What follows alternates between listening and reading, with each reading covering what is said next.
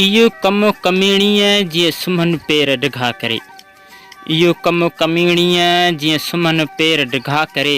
लोचन छो न लतीफ़ चवे हारीअ लय हो तन। निंढा निभाॻियनि खे ओभाला अचनि। से पुनू कोह पुछनि जे संझे रहनि सुम्ही। बिस्मिल्लाहिर्रहमानिर्रहीम। अस्सलाम वालेकुम। दी हिस्ट्री ऑफ सिंध में मां आहियां जो पंहिंजो तामीर हुसैन। कीअं आहियो? अवां सभु उमेद आहे तव्हां सभु ख़ुशि हूंदो ऐं अलाह पाक जे माने में हूंदो। अवां सभिनी दोस्तनि खे हिकिड़ो अर्ज़ु आहे त अवां ॾिसी रहियो असांजे हिन यूट्यूब चैनल ते असांखे सब्सक्राइबर कुझु घटि ई पिया अचनि। सिर्फ़ु तव्हां वीडियो ॾिसी वञो था, उनखे सब्सक्राइब बि न पिया कयो, लाइक बि न पिया कयो, त महिरबानी कयो असां जेके महिनत पिया करियूं उनजो त असांखे फल ॾियो। घटि में घटि चैनल खे सब्सक्राइब कयो, लाइक कयो। असां वधि खां वधि कोशिशि कयूं था त इहा तारीख़ अव्हांखे ॾियूं जेका अव्हांखे ॿिया न पिया ॾेई सघनि। त इंशाअल्लाह उमेद आहे त हीउ जेको अॼु जो वीडियो इहो बि अव्हांखे ज़रूरु पसंदि ईंदो। त हलूं था पंहिंजे हिन वीडियो जी तरफ़।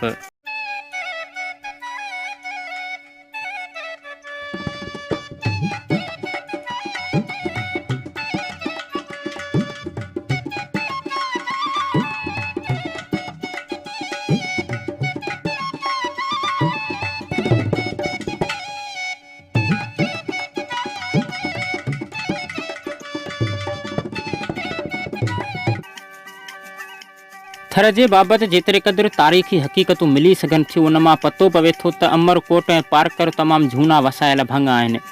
पारकर वारे भाङे में हिंदुनि जी जेकी तीर्थ आस्थान आहिनि तिन जो हिंदू धर्मी किताबनि पुराणनि में बि ज़िक्र आहे। इहे आस्थान जिनी जा ठारायल आहिनि। पारे नंगर जो इतिहास तमामु झूनो आहे। अमरकोट बाबति बि केतिरियूं ई इतिहासनि में आगाटो अहिवाल मिले थो। बाक़ी थर जे विच वारो टुकुर बि पुराणनि खंडड़नि खोहनि ऐं ॿियनि निशाननि मां सम्झिजे थो त वसंदड़ ऐं आबाद हो। थर में पहिरियां परमार राजपूतनि जी हुकूमत हुई। उन बैदि सूमरा राजपूत क़ाबिज़ थिया। 1125 ईस्वीअ में सोढा राजपूत थर में आया जिन अवल अमरकोट हथु कयो ऐं पोइ उन जे आसपास वारो मुल्क हथु कयो। पारकर ॾे वधिया।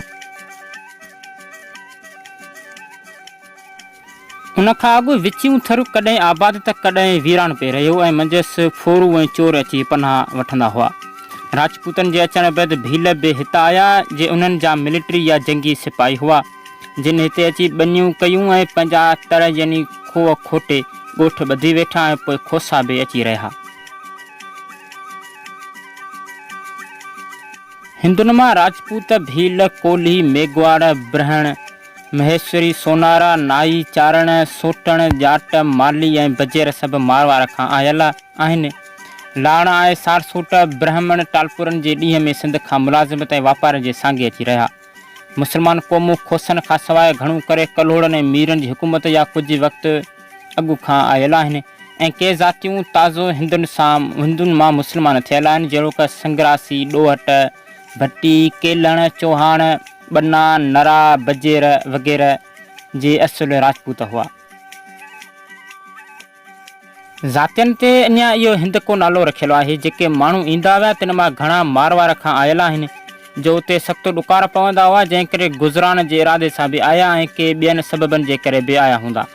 जेके आया से सुख्या थियण करे पंहिंजा ॻोठ ॿधी रहाकू थींदा विया। थर जा मौजूदा शहर जहिड़ो कि मिठी ॾेपलो छापरो चेलार इस्लामकोट कांटियो ऐं गठड़ो वग़ैरह ताज़ा वसायल आहिनि जिन जो बुनियादु 300 सालनि अंदरि थियलु आहे। अमरकोट पारे नंगर पारकर भोॾेसर वेरवा केरटी ऐं हंजतल वग़ैरह ऐं ॿिया कई शहर हूंदा जिन जो इतिहास नथो मिले जेके झूना वसायल आहिनि।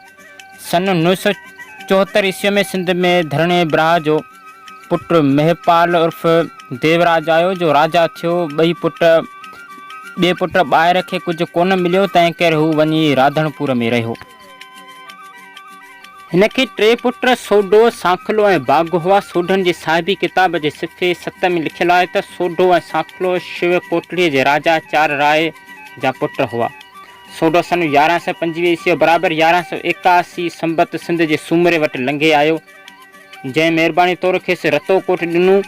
रतोकोट खपड़े तेलके में खपड़े शहर खां 6 कोह खनि परे वाक़िअ आहे। इहो कोट हाणे डठो पियो आहे पर उन जा खंडर अञा ताईं नारे जे कप ते ॾिसण में पिया अचनि पर रतोकोट नालो अञा क़ाइमु आहे। आम रवायतनि मूजिबि इहो कोट रते नाले मुग़ल ॿुधायो। इहो हू मुग़ल घणो पोइ सिंध में आया, उन करे इहो कोट बि पोइ जो आहे, मगर हिन ॾंद कथा मूजिबि ईअं ई ॼाणायल आहे। के चवनि था त सोढो पाण सां राजपूतनि जो वॾो कटुक वठी आयो हो ऐं रतो कोट सुमरे हुकुम खां पंहिंजी ताक़त ज़ोर सां वरिताई। सोढे जो पुटु चाचक देव ऐं पोटो राजदेव हिते रहिया। हिते अचण खां पोइ हू राणा सॾजण लॻा। खपड़े तेलके में अॼु ताईं राणाऊं ॻोठ आहे, जिते केतिरा सोढा घर करे वञी वेठा, जेकॾहिं ॻोठ ते इहो नालो पियो। खपड़े तेलके में पथोरी तरफ़ के पट वसायल हुआ ऐं इहा समूरी एराज़ी रते कोट वारे राणनि जी हुई, जे अॼु ताईं पंहिंजे वॾे ॾाॾे परमार जे पुठियां पाण खे परमार सोढा राजपूत सॾींदा आहिनि। सोढनि अमरकोट ते कब्ज़े करण खां पोइ पंहिंजी हद अॻिते मिठीअ ताईं वधाई ऐं राठौड़नि खे धिके खाइर बि हथु कयो ऐं गादी नशीर राणे जे पारां उते सूबा मोकिलींदा हुआ। उन पासे जेके राजपूत सूबा थी विया तिन उते छछर में हिकु ॻोठु ॿधायो, जंहिंखे अवल छछर पोइ छछरो चवंदा हुआ, जो लफ़्ज़ नेठि छाछरो थियो। आसपास जे हदनि खे छाछराटी चवंदा आहिनि। अॼु ताईं उन लफ़्ज़ सां थरी सॾींदा आहिनि। छाछरे खां 24 मेल ओलह तरफ़ चेलहार जो ॻोठु आहे, जो चेले नाले चारनि उते खूह लधो हो।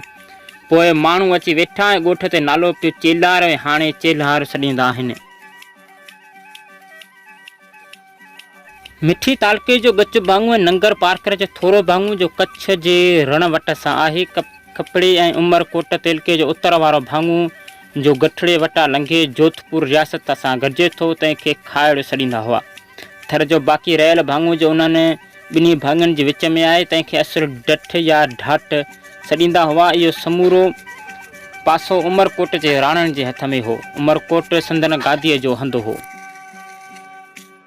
इंशाअल्लाह उम्मीद आहे तव्हां सॼणनि खे असांजो अॼु जो ही तारीख़ी वीडियो ज़रूरु पसंदि आयो हूंदो। त वीडियो खे ज़रूरु लाइक करियो ऐं असांजे यूट्यूब चैनल खे ज़रूरु सब्सक्राइब करियो।